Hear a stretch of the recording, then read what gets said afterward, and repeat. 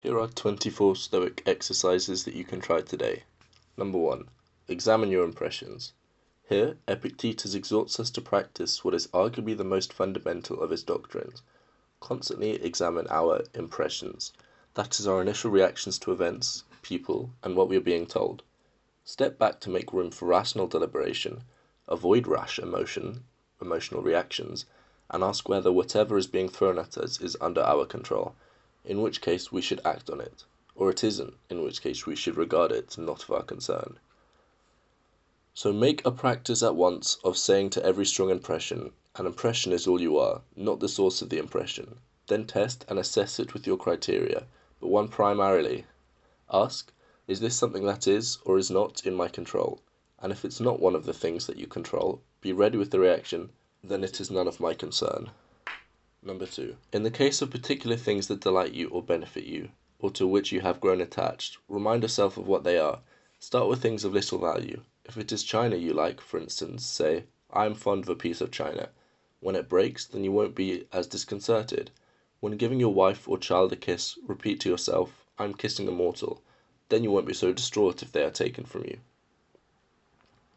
Number 3. Reverse clause.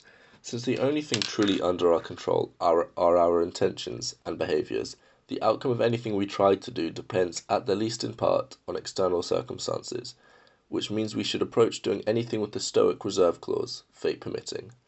Whenever planning an action, mentally rehearse what the plan entails. If you are heading out to bathe, picture to yourself the typical scene at the bathhouse, people splashing, pushing, yelling and pinching your clothes. You will complete the act with more composure if you say at the outset, I want a bath, but at the same time I want to keep my will aligned with nature. Do it with every act. That way, if something occurs to spoil your bath, you will already have the thought, well, this was not my only intention, I also meant to keep my will in line with nature, which is impossible if I go to all pieces whenever anything bad happens. It's a fascinating one, as we are reminded of just how differently we regard the same event if it concerns us or other people. Naturally, it is far easier to maintain equanimity, which again is not to be confused with emotional impassivity, when little inconveniences or even disasters happen to others than to ourselves. But why, really? We can familiar ourselves with the will of nature by calling to mind our common experiences. When a friend breaks a glass, we are quick to say, oh, bad luck. It's only reasonable, then, that when a glass of your own breaks, you accept it in the same patient spirit. Moving on to graver things, when somebody's wife or child dies, to a man we all routinely say, well, that's part of life. But if one of our own family is involved, then right away it's, poor me, poor me. We would do better to remember how we react when a similar loss afflicts others. Speak little and well. I must admit that this is a hard one for me to practice, probably due to my ego and the professional habits of a teacher who is far too often in professorial mode. Still, I've tried to remember this counsel and take it to heart, and it is serving me increasingly well. Let silence be your goal for the most part. Say only what is necessary and be brief about it. On the rare occasions when you're called upon to speak, then speak, but never about banalities like gladiators, horses, sports, food and drink, commonplace stuff. Above all, don't gossip about people, praising, blaming, or comparing them. Choose your company well. I laugh every time I read this. To modern ears it sounds insufferably elitist, but it really isn't. Remember, it comes from an ex-slave who was making a living teaching in the open air. Also, keep in mind that philosophers here doesn't mean professionals, but rather people who are interested in following virtue. More generally, this is simply the sound advice that our life is short, and temptation and waste are always lurking, so we need to pay attention to whom we spend our time with and doing what. Avoid fraternizing with non-philosophers. If you must, though, be careful not to sink to their level, because you know, if a companion is dirty, his friends cannot help but get a little dirty too, no matter how clean they started out. Respond to insults with humour. This is a lovely example of profound wisdom accompanied by Epictetus' distinctive brand of humour. Instead of getting offended by someone's insults, remember they are not up to you. Respond with self-depreciation. You will feel better and your vilifier will be embarrassed. If you learn that someone is speaking ill of you, don't try to defend yourself against the rumours. Respond with, yes, and he doesn't know the half of it, because he could have said more. Don't speak too much about yourself. I must admit to failing at this often enough. See ego and professorial mode above, but I'm trying, and boy does that make for a much better social experience. In your conversation, don't dwell at excessive lengths on your own deeds or adventures. Just because you enjoy recounting your exploits doesn't mean that others derive the same pleasure from hearing about them. Speak without judging. Still working on this one too, but again, this is so true and so typically Stoic. The idea is to distinguish between matters of fact, to which we can assent if we find them justified by observation, and judgment, from which we generally speaking ought to abstain, since we usually don't have sufficient information. Just imagine how much better the world would be if we all refrained from hasty judgments and looked at human affairs more matter-of-factly. Someone bathes in haste. Don't say he bathes badly, but in haste. Someone drinks a lot of wine. Don't say he drinks badly, but a lot. Until you know their reasons, how do you know that their actions are vicious? This will save you from perceiving one thing clearly, but then assenting to something different. Morning meditation on others. This is a famous passage, displaying Marcus's somewhat pessimistic view of humanity right up front. Nonetheless, the message is powerful and can be adopted also by the people with a more cheery disposition, or at least a sense of humour about the reality of things. Begin the morning by saying to yourself, I shall meet with the busybody, the ungrateful, arrogant, deceitful, envious, unsocial. All these things happen to them by reason of their ignorance of what is good and evil. But I, who have seen the nature of the good of what is beautiful, and the bad of what is ugly, and the nature of him who does wrong, that it is akin to me, not only does the same blood or seed, but that it participates in the same intelligence and the same portion of the divinity. I can neither be injured by any of them, for no one can fix on me what is ugly, nor can I be angry with my kinsman, nor hate him. For we are made for cooperation, like hands, like feet, like eyelids, like the rows of the upper and lower teeth, to act against one another, then this contrary to nature, and it is acting against one another to be vexed and to turn. Keep at hand principles. Here is advice to do precisely what I am attempting to do with this collection. Create an easily accessible tool that reminds me, whenever needed, of what is really important and how to think about it. Below, keep in mind that divine can just as well be interpreted as natural in Stoic parlance. As physicians have always their instruments and knives ready for cases that suddenly require their skill, so do you have principles ready for the understanding of things divine and human, and for doing everything, even the smallest, with a recollection of the bond that unites the divine and human to each other. Why am I doing this? We are purposeful animals, and yet much of what we do seems to not be particularly well thought out. The Stoic advice is to consider carefully what we are doing and why. Life is short, make the best of it. Let no act be done without a purpose, nor otherwise than according to the perfect principles of art.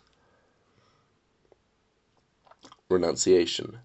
Marcus here is often talking about indifference, that is, things that may be preferred or dispreferred, but not an intrinsic component of virtue, like wealth, material possessions, reputations, and the like. The suggestion is to train oneself to do without them, at the least from time to time, to both remind us that they are not crucial for eudaimonia, as well as to better appreciate them when we do have them. The more of these things a man deprives himself of, or of other things like them, or even when he is deprived of any of them, the more patiently he endures the loss, just in the same degree he is a better man. Decomposition exercise. The one I'm about to tell you is another famous excerpt from Marcus, where he prods himself to look at the basic constituents of things and actions, appreciating anew that they are material things to which all too often we attribute more importance than they do in fact have. To put things in context, the bit about sexual intercourse probably should not be interpreted as prudish. Marcus did, after all, have 13 children, but rather as a check against lust for lust's sake. When we have meat before us, and such eatables, we receive the impression that this is the dead body of a fish, and this is the dead body of a bird or of a pig, and again, that this Falernian is only a little grape juice, and this purple robes some sheep's wool dyed with the blood of a shellfish, or, in the matter of sexual intercourse, that it is merely an internal attrition in the spasmodic expulsion of semen, Such then are these impressions, and they reach the things themselves and penetrate them. So we do see these things as they truly are. Just in the same way ought we act all through life, and where there are things that appear most worthy of our approbation, we ought to lay them bare and look at the worthlessness, and strip them of all the words by which they are exalted. For outward show is a wonderful perverter of reason, and when you are most sure that you have employed about things worth your pain, it is then that it cheats you most.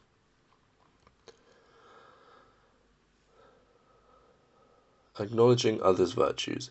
This is one version of the common Stoic idea that reminding oneself of role models, because virtue cannot be learned just by the way of theory, it requires examples and practice. When you wish to delight yourself, think of the virtues of those who live with you. For instance, the activity of one, the modesty of another, the liberality of a third, and some other good quality of a fourth. For nothing delights so much of the examples of the virtues when they are exhibited in the morals of those who live with us, and present themselves in abundance, as far as is possible. Hence we must keep them before us. Take another's perspective. A wonderful exercise in humility, reminding us to step in another person's shoes, to at least attempt to see things from their perspective, before passing judgment. When a man has done you wrong, immediately consider with what opinion about good or evil he has done wrong. For when you have done this, you will pity him, and will neither wonder nor be angry. For either you yourself think the same thing to be good that he does, or another thing of the same kind. It is your duty then to pardon him. But if you do not think such things to be good or evil, you will more readily be well disposed to him who is in error. View from above. A classic Stoic exercise. Seeing things from a distance helps us put them in the proper perspective. You can rid yourself of many useless things among those that disturb you, for they lie entirely in your imagination, and you will then gain for yourself ample space by comprehending the whole universe in your mind, and by contemplating the eternity of time, and observing the rapid change of every part of everything. How short is the time from birth to dissolution, and the illimitable time before birth, as well as the equally boundless time after dissolution. How did they not sin? Short, profound, and rather explanatory. If any man has done wrong, the harm is his own, but perhaps he has not done wrong. Keep change and death in mind. Change and death are inevitable. That is why we need to focus on what we do here and now. Thoughts to argue with yourself until you see things more clearly and begin to act accordingly. There are 4 principal aberrations of the superior faculty against which you should be constantly on your guard, and when you have detected them, you should wipe them out and stay on the occasion thus. This thought is not necessary. This tends to destroy social union. This which you are going to say comes not from real thoughts, for you should consider it among the most absurd things for a man not to speak from his real thoughts. But the 4th is when you shall reproach yourself for anything, for this is an evidence of the diviner part within you being overpowered and yielding to the less honourable and to the perishable parts, the body, and to gross pleasures. Morning meditation on the cosmos. Lastly, an exercise that is a combination of physical and spiritual. At least from time to time, get your butt off of the bed before dawn. Head to a spot where you can see the sunrise and think about your place in the universe. The Pythagoreans bid us in the morning look at the heavens, that we may be reminded of those bodies that continually do the same things, and in the same manner perform their work, and will also be reminded of their purity and nudity, for there is no veil over a star.